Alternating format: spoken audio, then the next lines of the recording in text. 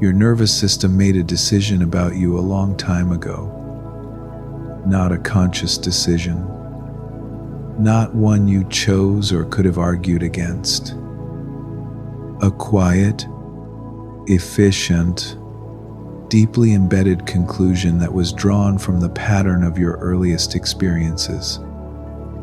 And that conclusion, whatever shape it took, has been running underneath everything you've done since then. Every room you've walked into, every relationship you've opened up to, every dream you've allowed yourself to reach for, or quietly talked yourself out of. The conclusion goes something like this: here is what tends to happen to people like me. And from that conclusion, your nervous system built a prediction engine.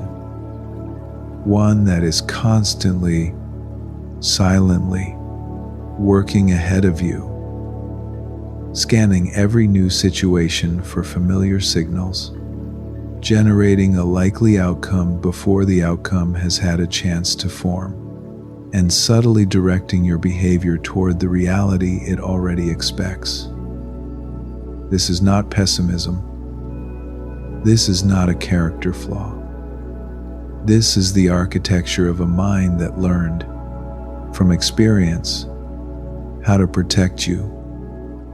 The problem is that protection and creation are opposite states. And most of us have been trying to build something new while the oldest part of us is still standing at the door, checking every possibility against an old list of what tends to go wrong. What we're exploring today is what happens when you disrupt that cycle.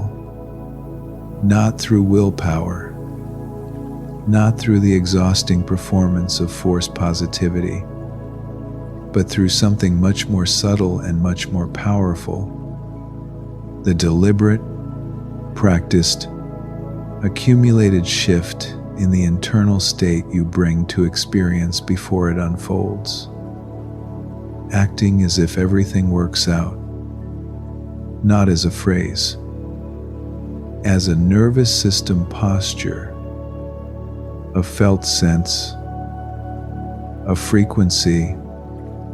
And once you understand what it actually does, what changes in your brain, your perception, your body, and the quality of what you're able to receive, it stops sounding like wishful thinking. It starts sounding like the most rigorous thing you could possibly do. Let's start with the brain, because this is where the mechanism lives. Neuroscience has established something that is both simple and profound. The brain is not a passive receiver of reality. It is a prediction machine. Before any experience reaches your conscious awareness, your brain has already generated a model of what that experience is probably going to be, based on everything it has learned before. And then it filters incoming information to confirm that model. Your brain isn't seeing the world as it is. It's seeing the world as it expects it to be.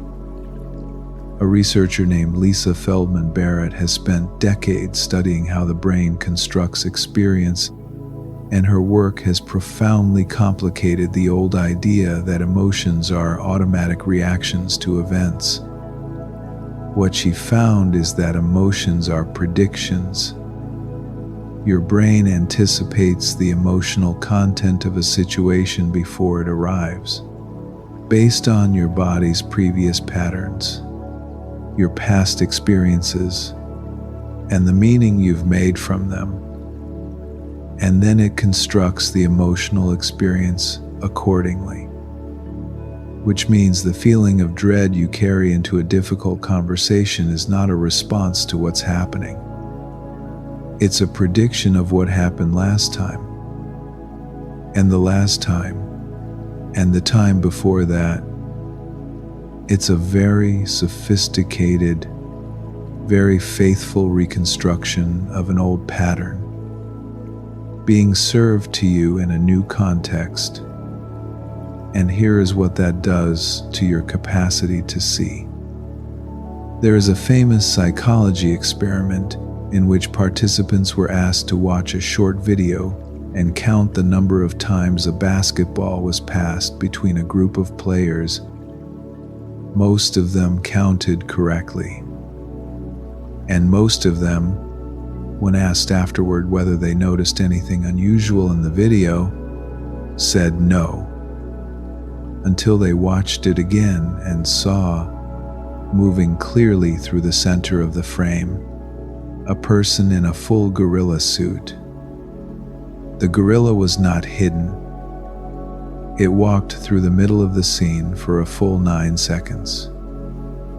But because the participants' attention had been directed towards something specific, their brains simply didn't render what wasn't being tracked. It was invisible. Not because they weren't intelligent, because the brain, in its infinite efficiency, only builds what it's looking for. This is called inattentional blindness. And it doesn't only happen in carefully controlled experiments. It operates in your daily life, in every environment you move through, every interaction you have. When your nervous system is primed for disappointment, when the baseline assumption running in the background is that things tend not to work out, your perceptual system starts filtering reality through that assumption. Signals of possibility don't register with the same weight as signals of threat. Opportunities that don't match the expected pattern don't fully resolve into awareness. The gorilla walks through, and you don't see it. Not because it wasn't there, because you were looking for something else. And when you shift that internal baseline, genuinely, not performatively, in the body and not just in the mind, the filter changes. The same environment starts yielding different information. A different conversation becomes possible. A different door becomes visible. Not because the world rearranged itself, but because what you're capable of perceiving changed. This is why two people can walk into the same room and have fundamentally different experiences of it. One of them is open, one of them is braced, and the brain, loyal and faithful to whoever is running it, delivers exactly what each of them was prepared to receive. Now here is the part that most self-help content skips over, because what I just described sounds like it should be relatively simple to change. Just believe something different, right? Just shift the assumption. Replace the old prediction with a new one. If you've tried this, you know it doesn't work that way. And the reason is that the mind doesn't update through argument. Telling yourself something different doesn't reliably change what your nervous system expects. Because the nervous system is not a rational system, it is a pattern recognition system, and it updates through experience, through the actual felt reality of something different happening, not through intellectual persuasion. The old pattern was written by lived experience. It will be rewritten the same way, which means the practice is not about thinking differently. It's about creating, deliberately and repeatedly, moments in which the body gets to feel what it's like to be in the state of someone for whom things work out. Not imagining it from a distance, inhabiting it, even briefly, even imperfectly, even in the small, unglamorous minutes of an ordinary day. Because something remarkable happens when you do this with consistency. The nervous system, which is not a fixed structure but a living, adaptive, responsive system, begins to update. New pathways form. Old predictions weaken from disuse. The baseline shifts, and slowly, the perceptual filter changes, not all at once, but steadily. And then, one ordinary Tuesday, you walk into a room and notice something you would have been invisible to you before. The gorilla was always walking through. You just couldn't see it yet. Here's a way to make this real in your own experience. Think about the last time you were in a period of genuine ease, a phase where things were flowing, where you were sleeping well, where the days felt manageable and good things seemed to keep appearing. Now think about the last time you were in a period of genuine struggle, a phase where things were heavy, where one problem seemed to generate the next, where opportunities felt scarce. Were the external circumstances of those two periods actually that different, or were they perhaps more similar than they appeared at the time? In most cases, when people examine this honestly, they find that the difference was less in what was happening around them and more in the quality of attention they were bringing to what was happening. In the ease period, the mind was scanning for what was working, and so it kept finding evidence that things were working, which reinforced the ease, which made it easier to notice more things working. In the struggle period, the mind was scanning for what was wrong, and so it kept finding evidence that things were wrong, which reinforced the weight, which made it harder to notice anything light. The world didn't change dramatically between those two periods. The observer changed, and the observer's state changed what the world appeared to contain. This isn't deterministic. It isn't saying that belief alone creates reality in some absolute sense. Difficult things happen. Loss is real. Grief is real. Circumstances matter. But within those circumstances, within the actual specific situation you are in right now, there is always a range of what you can perceive, what you can reach, what you can build toward. And that range is significantly expanded when the internal state you're operating from is one of openness rather than defense. The practice, then, is not about manufacturing a feeling you don't have. It's about deliberately widening the perceptual field, about choosing, even briefly, to look for what the gorilla scanning brain would have missed. There is a particular kind of exhaustion I want to name, because I think many of you know it intimately, even if you've never heard it described this way. It's not the exhaustion of doing too much.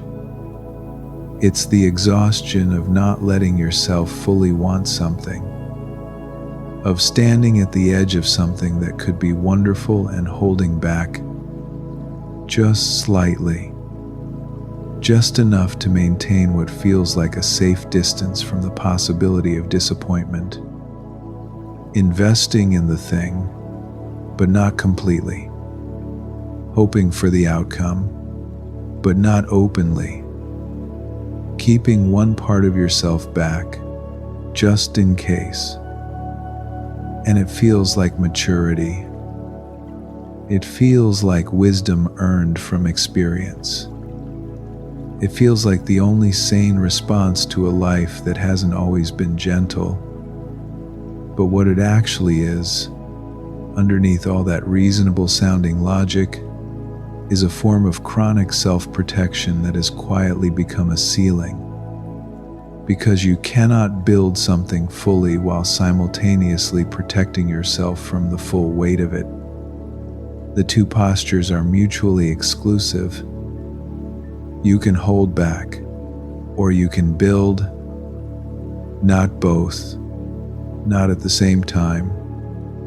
Carl Jung wrote about the parts of ourselves we push into the shadow, not because they're dark in the dramatic sense, but because they felt too exposed, too risky to carry in the open. And one of the most commonly suppressed things is not anger, not the more dramatic material people associate with shadow work. It's hope. Genuine, unguarded, unmanaged hope. The kind that doesn't already have an exit strategy. The kind that doesn't quietly prepare for failure while outwardly moving towards success. Because somewhere along the way, that kind of hope got associated with being naive, with setting yourself up, with the particular pain of wanting something completely and not getting it. And so it went underground. And in its place, many of us developed something that looked like groundedness but was actually distance. Something that looked like wisdom but was actually armor. And armor is heavy. It costs something to carry every single day. Not just emotionally, functionally, because armored systems are not creative systems. They are not perceptive systems. They are protective systems. And protection, as a baseline orientation, is incompatible with the kind of open, flexible, responsive engagement with reality that allows good things to find you. I want to say something directly about the people who seem to move through life in a way that others describe as lucky. Doors open for them. Things seem to work out. They walk through the same world as everyone else, and yet the quality of what they encounter is different. It is not luck. And it is almost never that they haven't suffered. Most of them have, in ways they don't always talk about. What is different is something interior, a quality of internal posture that, through some combination of experience, choice, and often a specific kind of breaking open, they carry with them a quiet, settled, almost cellular assumption that things have a way of working out. Not because life has proven this to them without exception, but because they made a decision, not loudly, not dramatically, but deeply, to operate from that assumption as their organizing principle. And that assumption is not passive. It is not wishful. It is generative. It actively shapes what they're able to perceive, what they're able to receive, how they engage with difficulty, how their nervous system responds to uncertainty. And through all of those mechanisms, it shapes what tends to happen. Psychologist Abraham Maslow spent years studying what he called peak experiences, moments of exceptional clarity, creativity, and effectiveness that people described across wildly different life contexts. And one consistent feature across all of them was a temporary quieting of defensive self-monitoring. The armor was down, not because the person had become reckless, but because something in them had relaxed the chronic background vigilance just enough to allow fuller engagement with what was in front of them. And in that state, things worked. Ideas arrived. Connections formed. The person had access to more of themselves than they typically did. Not more intelligence, more access to the intelligence already there. This is the functional argument for acting as if everything works out. Not just the spiritual one, not just the quantum one, the straightforwardly practical one. A nervous system operating from trust has more available bandwidth than a nervous system operating from defense. Full stop. So, what does this practice actually look like? Not as a concept, but as a lived thing? It begins with something smaller than most people expect. It begins with noticing the moment of bracing, not fixing it, not fighting it, just noticing. Because the moment you can observe the contraction happening, the shoulders drawing in, the chest tightening, the quiet withdrawal that happens when something feels risky, you have created a tiny gap between you and the automatic response. And in that gap lives the possibility of something different. The practice is to use that gap to take one breath before the bracing completes, to ask, quietly and without pressure, what would it feel like right now to be someone for whom this works out? Not to perform the answer, to genuinely reach for the felt sense of it, even dimly, even briefly. Even if all you can access is a single second of the body in a slightly more open position before the old pattern returns. That single second is not nothing. It is a deposit into a different version of your nervous system, and deposits compound. Research on neuroplasticity tells us something clear and important.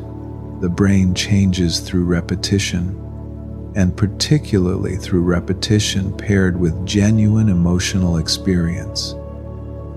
New pathways form not through single dramatic moments, but through consistent, small activations of a different response.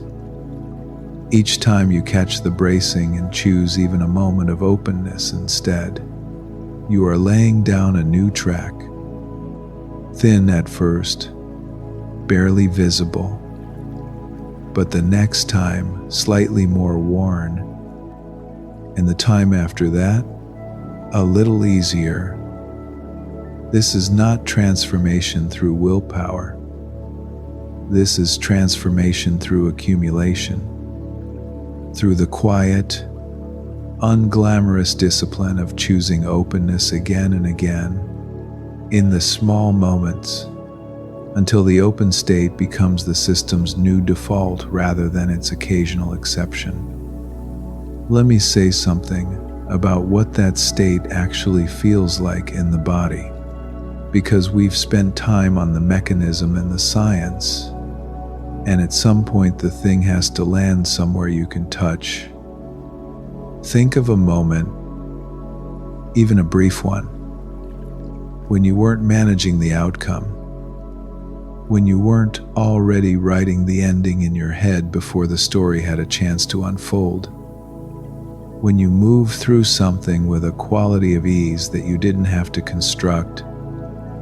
Maybe it was a conversation that simply flowed, a day when everything seemed to arrange itself without force, a moment when you acted from a place so centered that the outcome felt secondary to the quality of how you showed up. You've had this experience.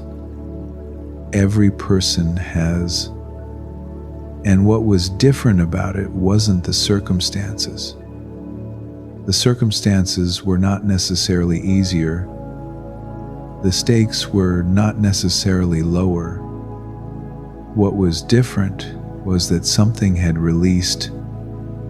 Some grip that is normally present had loosened. And in that loosening, there was space for perception, for connection, for the kind of clear and flexible thinking that makes good things more likely. That quality is what we're describing when we talk about acting as if everything works out. Not a performance, not a sustained effort of positive thinking, a genuine release of the grip, a willingness to move towards something openly without the preemptive management of disappointment. And here is perhaps the deepest truth about why this is hard. The real resistance isn't fear of being wrong about the outcome. It's fear of being seen wanting. When you drop the armor fully, when you move towards something with genuine, unguarded openness, you become visible in a way that protected hoping never allows. You're no longer hedged, no longer managing how much of yourself is on the line. You are simply wanting something and moving toward it, without the safety net of having already emotionally prepared for it not to work. And that exposure, that raw, unmanaged quality of genuine desire moving openly through the world, can feel more dangerous than almost anything else. Because your nervous system, shaped by the experiences that taught it to be careful, reads that openness as risk, as the particular vulnerability that led to pain before. This is how deep the pattern runs. The very act of hoping openly registers as dangerous, and so the system contracts, protects, hedges, before you've even consciously decided to. Understanding this doesn't make the pattern dissolve immediately, but it makes it possible to be compassionate with yourself about it. To see the contraction not as weakness but as evidence of a system that has been protecting something genuinely precious. Your capacity to feel, your willingness to want, your aliveness, and from that understanding, the practice becomes gentler. You're not trying to override the protective system. You're trying to offer it, one small experience at a time, the evidence it needs to relax. Evidence that the open state is survivable, that you can want something fully and not be destroyed if it changes shape. That trust is not the same as naivety. That moving forward openly doesn't mean moving forward blindly. Here is the evidence the nervous system actually updates on: small moments of being open that turn out fine. Small moments of releasing the grip and not falling. Small moments of acting from the felt sense of possibility rather than the memory of disappointment, and finding that the world met you there, even imperfectly, even partially. You don't need a dramatic proof. You need 1,000 small ones. And they are available in the ordinary minutes of any day. Bring these words gently into your body now, not as commands, as quiet reminders of something you already know at a level deeper than the pattern. Things have a way of working out for me. Not always the way I planned, but always in a direction that serves my growth. I am allowed to want this fully, without managing the outcome in advance. My openness is not naivety. It is my greatest strength. I bring the felt sense of resolution into the unresolved moment, not because I know how it ends, because I choose who I am while it unfolds. Let those land in the chest, not just the mind. Now let's talk about the quantum dimension of this, because it belongs in the conversation, and it belongs here not as metaphor but as a genuine framework for understanding what's happening. Quantum physics demonstrated something at the foundation of physical reality that still challenges most of our intuitions about how the world works. At the subatomic level, particles do not have fixed properties until they are measured. Before observation, they exist in a state of genuine superposition. Multiple possibilities simultaneously real, and the act of measurement, of observation, is what collapses those multiple possibilities into one definite outcome. The observer is not separate from what is observed. The state of the observer participates in determining what is observed. Now, physicists are careful, and rightly so, about how far to extend this principle from the quantum scale to the human scale. A particle is not a person. The mechanisms are different.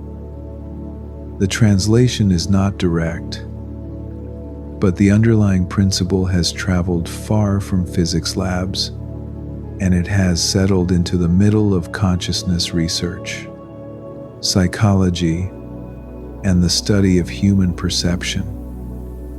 And what it suggests, at the level where it legitimately applies to human experience, is this. Let me stay with the physics for a moment longer, because there is something in it that I don't want to move past too quickly. The double-slit experiment, the one that revealed definitively that observation changes what is observed at the quantum level, was not a philosophical argument. It was a measurable, repeatable, verifiable phenomenon that puzzled and shocked the most rigorous scientific minds of the 20th century. When particles were fired toward a barrier with two openings, they behaved like waves, spreading out, interfering with themselves, unless someone was watching which slit they went through. The moment observation entered the equation, the wave pattern collapsed into a particle pattern. The particles suddenly behaved as definite things in definite places. Niels Bohr, one of the architects of quantum mechanics, said that anyone not shocked by quantum theory has not understood it. Not challenged, shocked, because what it reveals is that reality, at its most fundamental level, is not fixed. It is not a collection of objects with permanent properties, waiting to be discovered. It is a field of possibility that organizes itself differently depending on the conditions of observation. I am not suggesting that human consciousness works the same way particle consciousness does. The mechanisms are different. The scale is different.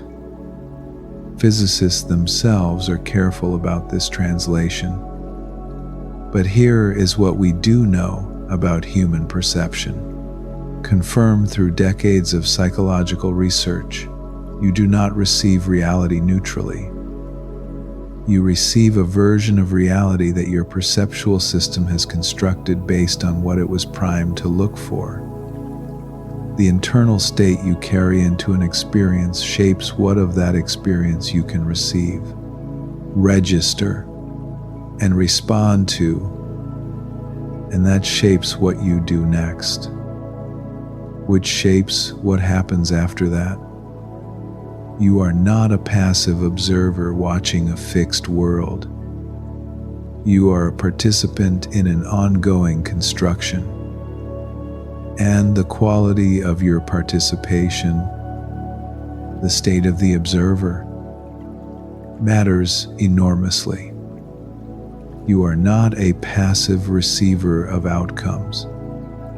You are a participant in their construction, not metaphorically, through the very concrete mechanisms of attention, perception, interpretation, and behavior, all of which are shaped by the internal state you bring to experience. You participate in constructing the reality you inhabit. A mind oriented toward trust and possibility literally perceives a different environment than a mind oriented toward threat. Different things become salient. Different information gets through. Different behaviors follow. Different outcomes result. You are not observing reality from the outside. You are inside it, contributing to it through the quality of the state you bring. Acting as if everything works out is not asking the universe for a favor. It is consciously choosing which state you bring to the observation, and in doing so, shifting what you are able to perceive, receive, and participate in creating. This is not magic. This is the most rigorous engagement with reality available to a human consciousness. Let these land as more than words. Speak them, silently or aloud, and let each one find a place in the body before moving to the next. I bring openness to what is uncertain. My inner state is shaping what I can see and receive today. I release the grip on how it has to look, and I trust the direction it is moving. Something in me already knows how to move through this well. I am available to see the opportunity that bracing would have hidden. Acting as if everything works out is not pretending. It is choosing. I choose it now. Give each one a moment. Let any resistance that arises simply be noted, not fought. Resistance is information. It points to exactly the place where the old pattern is most active, which is precisely where the new one is most needed. Here is where we land. Here is what the practice looks like lived across time, because it helps to know what to expect.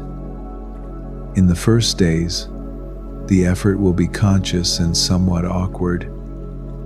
You will catch the bracing happening and choose to breathe before it completes, and it will feel mechanical. You may not feel any different afterward. You may feel silly. This is normal. You're working against the grain of a deeply established pattern, and the initial friction is part of the process, not evidence that it isn't working. In the first week, you will begin to notice the pattern more clearly. The trigger points, the specific situations, the email from a particular person, the moment before a particular kind of conversation, the hour before an important outcome, where the system reliably contracts. That clarity is itself valuable. You can't redirect something you can't see. In the second week, something shifts slightly. The gap between the bracing and the conscious response begins to widen. Not dramatically. You might simply notice that you catch it a second earlier than before. that the breath comes a little more naturally, that the open state is slightly more accessible than it was 2 weeks ago. By the third and fourth week, if you've been consistent with the small moments, not just the big intentions, but the ordinary seconds where you choose to remain open rather than contract, you will start to notice something in the quality of what meets you. Conversations that go differently. Situations where you see an angle you would have missed before. Connections that seem to find you rather than requiring you to force them. A quality of synchronicity that isn't dramatic but is unmistakable. This is not the universe rewarding you for good behavior. This is the perceptual filter shifting. This is the gorilla becoming visible. And it changes everything. Not because the world changed, because you did. You don't have to be certain to act from trust. Let's do something practical with this right now. Not just understand it, experience it, even briefly, even in this moment. Bring your attention inward. If you can, close your eyes. If not, let your gaze soften. Take a slow breath in. Feel the chest and belly expand. And on the exhale, let your shoulders drop just a few millimeters more than they normally rest. Let the jaw release slightly. Let the face soften. Take another breath. Slower this time. And as you exhale, notice what happens in the center of the chest when you stop bracing even for a few seconds.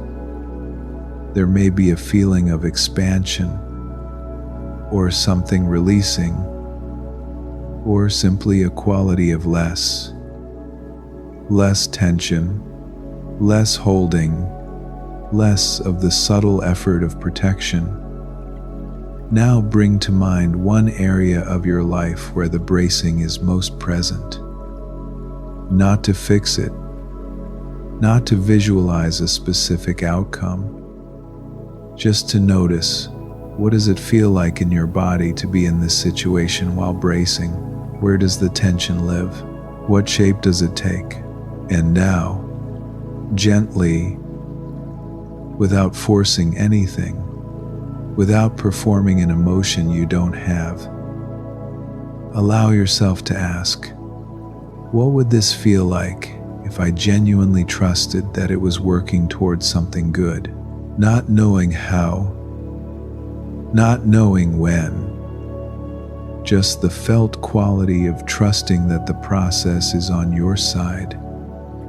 Even if only for these few breaths, let whatever arises be what it is. Don't evaluate it. Don't compare it to how you think you should feel.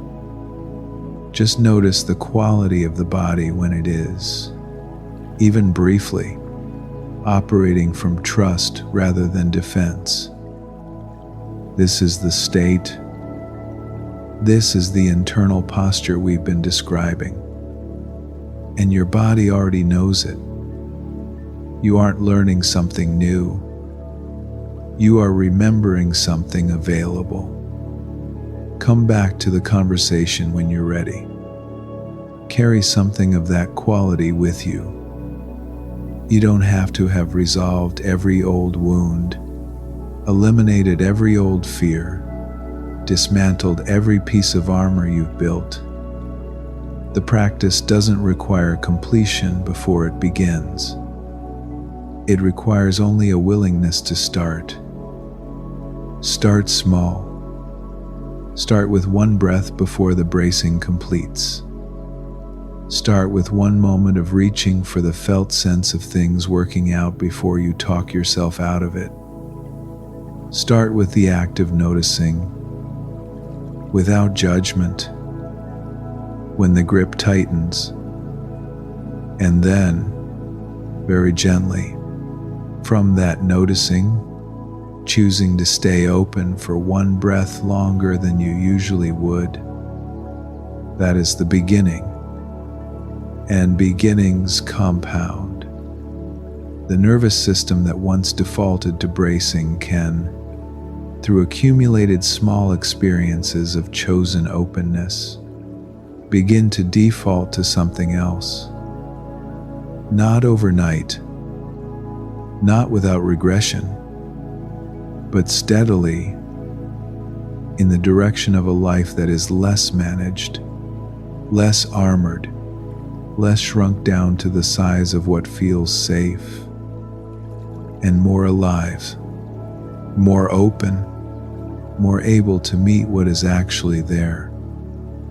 Because the world you've been filtering out, the version of reality that becomes visible from the open state, has been there the whole time, waiting for a nervous system willing to receive it.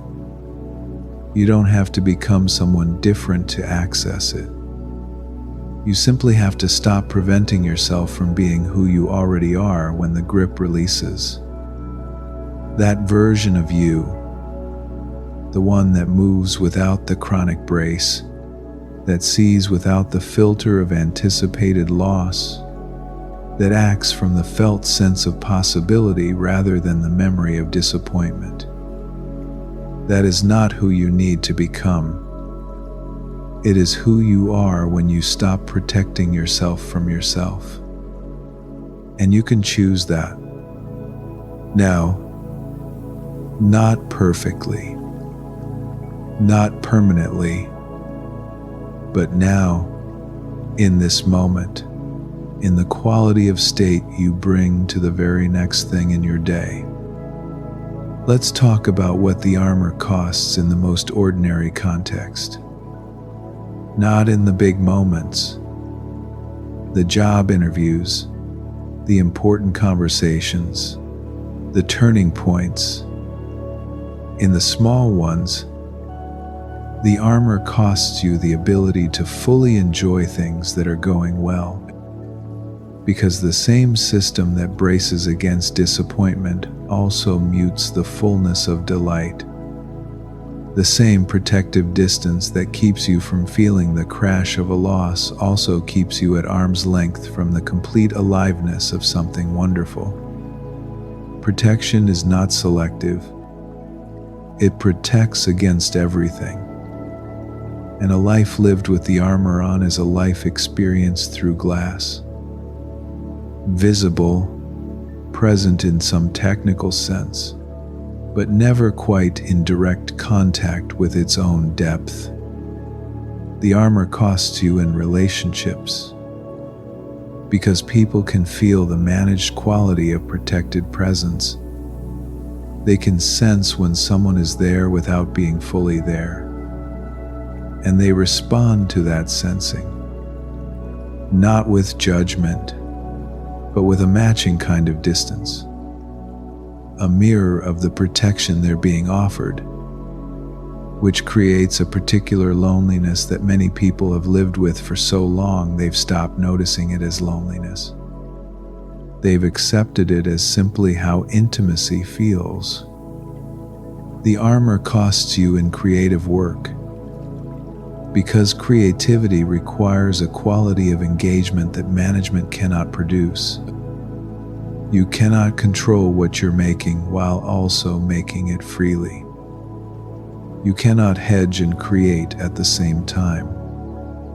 The most alive creative work comes from a state of genuine openness to surprise, to failure, to the direction the work wants to go rather than the direction you decided in advance it should. And perhaps most significantly, the armor costs you the quality of your own thinking. Because the protective brain is a narrowed brain. It sees the pathways it already knows. It generates solutions from a compressed field of possibility, whereas the open, trusting, undefended brain, the one operating in what Maslow called the peak experience state, has access to its full range. It makes connections that the armored brain would have been too cautious to attempt. It sees opportunities the defended system would have filtered out as risky. The armor is not free. It is paid for, daily, in the quality of your contact with your own life.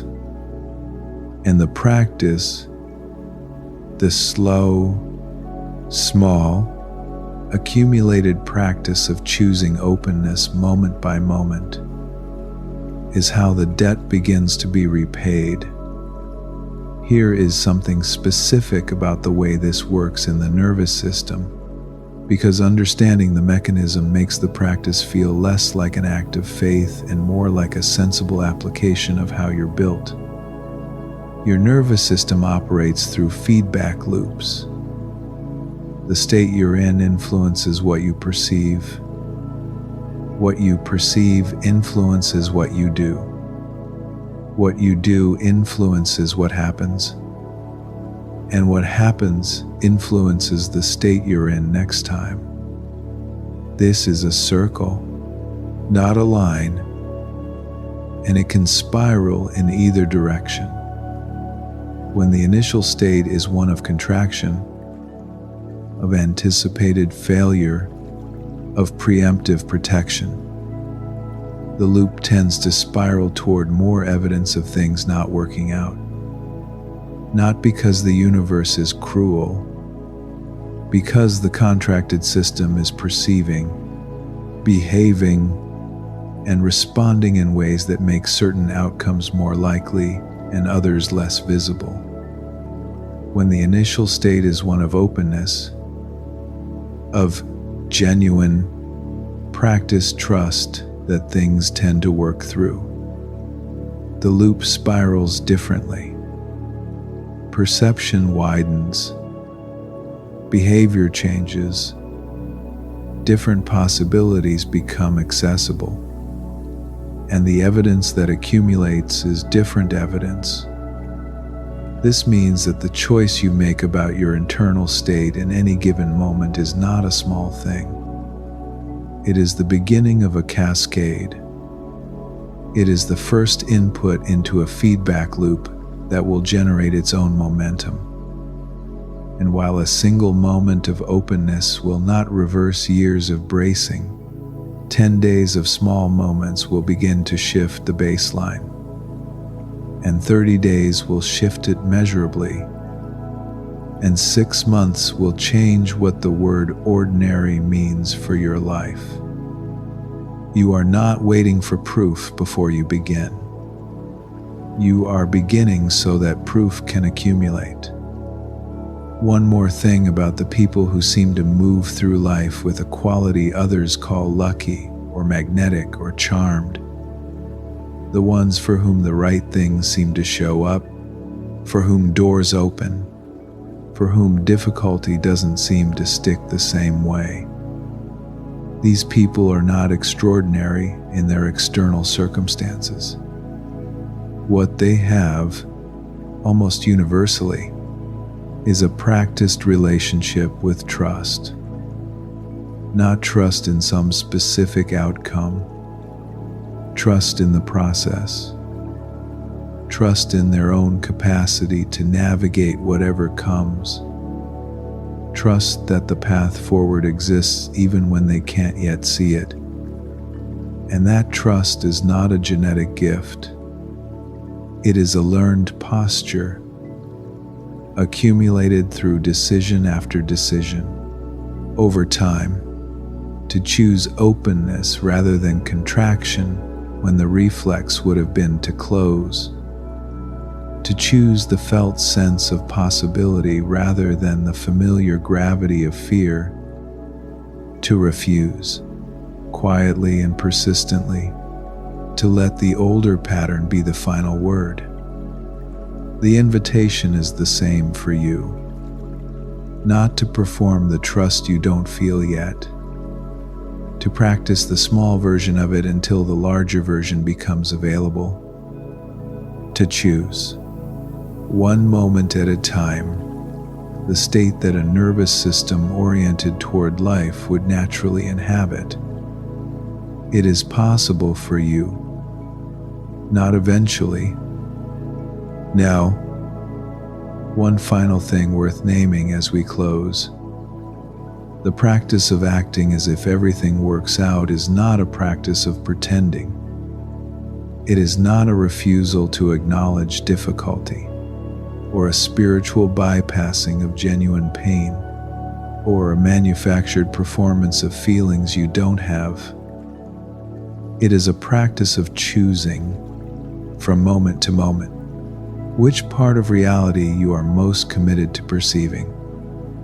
The part that confirms the old prediction, the evidence that things don't work out, that nothing really changes, that the best you can hope for is to manage your disappointment skillfully, or the part that confirms the newer, quieter, truer possibility, that things have a way of working through, that growth is real, that the open state delivers something the armored state cannot.